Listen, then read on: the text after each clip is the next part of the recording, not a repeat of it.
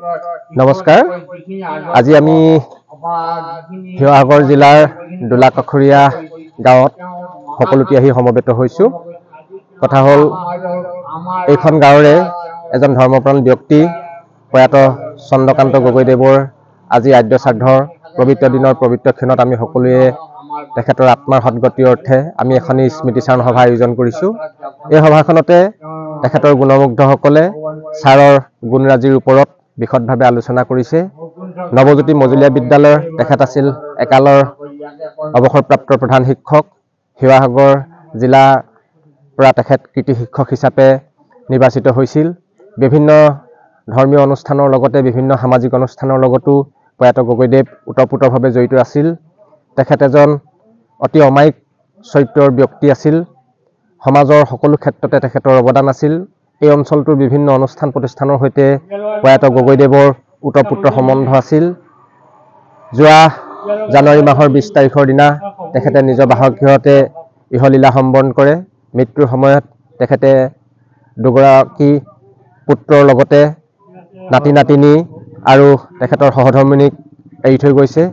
তেখেতৰ বিয়োগত সমগ্ৰ অঞ্চলটোতে শোকৰ ছাঁ পৰিছে। আমি নৱজ্যোতি মজলীয়া বিদ্যালয়ৰ পৰিয়ালবৰ্গয়ো তেখেতৰ দৰে এজন অমায়িক ব্যক্তিক অকালতে হেৰুৱাই আমি মৰ্মাহত হৈছোঁ। আজি এই পবিত্ৰ দিনৰ পবিত্ৰ ক্ষণৰ কাৰ্যসূচীত আমি নৱজ্যোতি মজলীয়া বিদ্যালয়ৰ সমূহ পৰিয়ালবৰ্গ, তেখেতৰ পৰিয়াল পৰিজন, আত্মীয় স্বজন, শুভাকাংক্ষী ৰাইজ সকলোৱে সমবেত হৈ তেখেতৰ আত্মাৰ সদ্গতিৰ অৰ্থে আমি পৰম মংগলময় ভগৱানৰ ওচৰত প্ৰাৰ্থনা জনাইছোঁ আৰু তেখেতৰ আত্মাৰ সদ্গতিৰ অৰ্থে আমি শ্ৰদ্ধাঞ্জলি অনুষ্ঠানৰ আয়োজন কৰিছোঁ। আমি আশা কৰিছোঁ যে তেখেতৰ আত্মাই সৰগত স্থান পাওক, পৰম মংগলময় ভগৱানে তেখেতক পৰম গতি প্ৰদান কৰক। আৰু তেখেত যদিও আজি আমাৰ মাজত কায়িকভাৱে নাই, তেখেতে দেখুৱাই থৈ যোৱা গুণৰাজি নতুন পুৰুষক সঠিক দিশেৰে আগবাঢ়ি যোৱাত সহযোগিতা আগবঢ়াব বুলি আমি আশা প্ৰকাশ কৰিছোঁ আৰু উপস্থিত আটাইলৈকে ধন্যবাদ জনাই আমাৰ সংবক্তব্য ইমানতে সামৰি মাৰিছোঁ। ধন্যবাদ। নমস্কাৰ। আজি আমি শিৱসাগৰ জিলাৰ দোলাকাষৰীয়া গাঁৱত সকলোটি আহি সমবেত হৈছোঁ। কথা হ'ল, এইখন গাঁৱৰে এজন ধৰ্মপ্ৰাণ ব্যক্তি প্ৰয়াত চন্দ্ৰকান্ত গগৈদেৱৰ আজি আদ্য শ্ৰাদ্ধৰ পবিত্ৰ দিনৰ পবিত্ৰ ক্ষণত আমি সকলোৱে তেখেতৰ আত্মাৰ সদ্গতিৰ অৰ্থে আমি এখনি স্মৃতিচাৰণ সভা আয়োজন কৰিছোঁ। এই সভাখনতে তেখেতৰ গুণমুগ্ধসকলে ছাৰৰ গুণৰাজিৰ ওপৰত বিশদভাৱে আলোচনা কৰিছে। নৱজ্যোতি মজলীয়া বিদ্যালয়ৰ তেখেত আছিল একালৰ অৱসৰপ্ৰাপ্ত প্ৰধান শিক্ষক। শিৱসাগৰ জিলাৰ পৰা তেখেত কৃতি শিক্ষক হিচাপে নিৰ্বাচিত হৈছিল। বিভিন্ন ধৰ্মীয় অনুষ্ঠানৰ লগতে বিভিন্ন সামাজিক অনুষ্ঠানৰ লগতো প্ৰয়াত গগৈদেৱ ওতঃপ্ৰোতভাৱে জড়িত আছিল। তেখেত এজন অতি অমায়িক চৰিত্ৰৰ ব্যক্তি আছিল। সমাজৰ সকলো ক্ষেত্ৰতে তেখেতৰ অৱদান আছিল।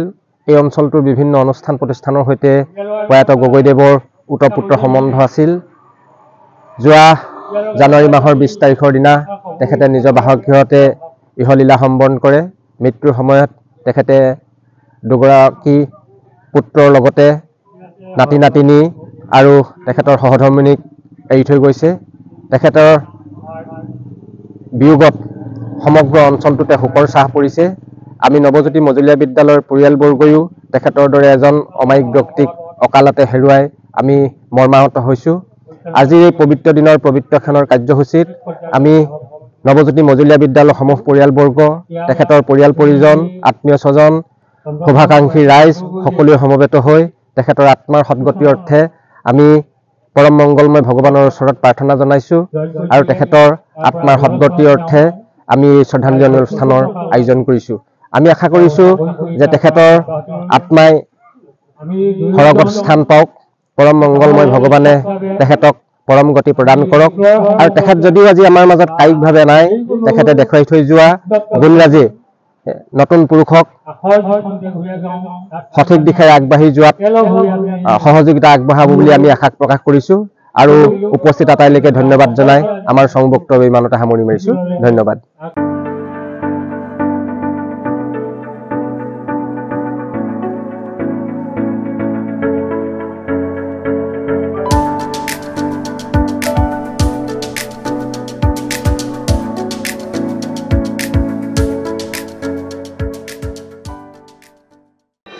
Thank you.